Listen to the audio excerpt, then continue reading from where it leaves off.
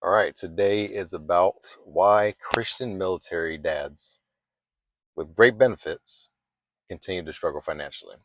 Um, so, benefits obviously do not replace stewardship. That means that the benefits that you get will not get rid of your bad habits, right?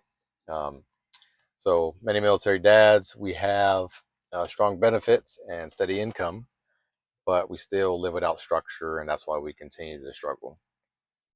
So, some biblical direction here. Let's look at Luke 12:48.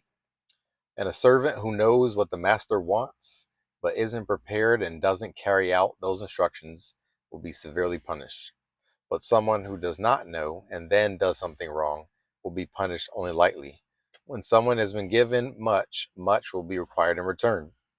And when someone has been entrusted with much, even more will be required.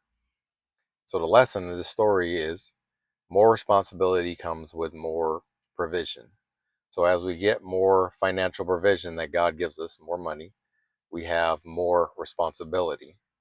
So right now, you're only getting like a certain amount, right? Maybe if you're wondering like why God has not blessed you with more, it's maybe because you're not doing what you need to do with what you already have. And so he knows that more provision is going to come with more responsibility, and you're not at the level of accountability that you need to be in order to handle that.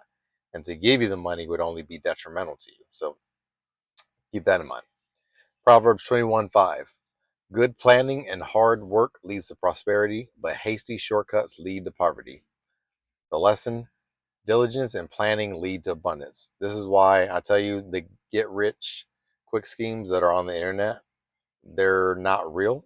It tells you right here in the Bible, hasty shortcuts will lead to poverty. I can't tell you how much money I have wasted and spent trying to do what gurus on the internet have told me to do.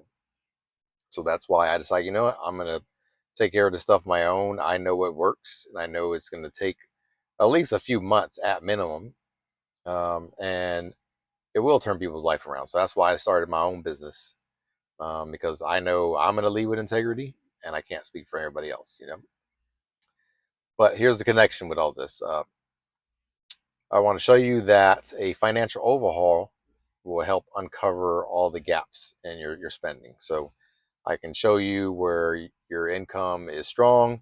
I can show you your benefits and tell you where they're being unutilized, where you're leaving money on the table, as they say.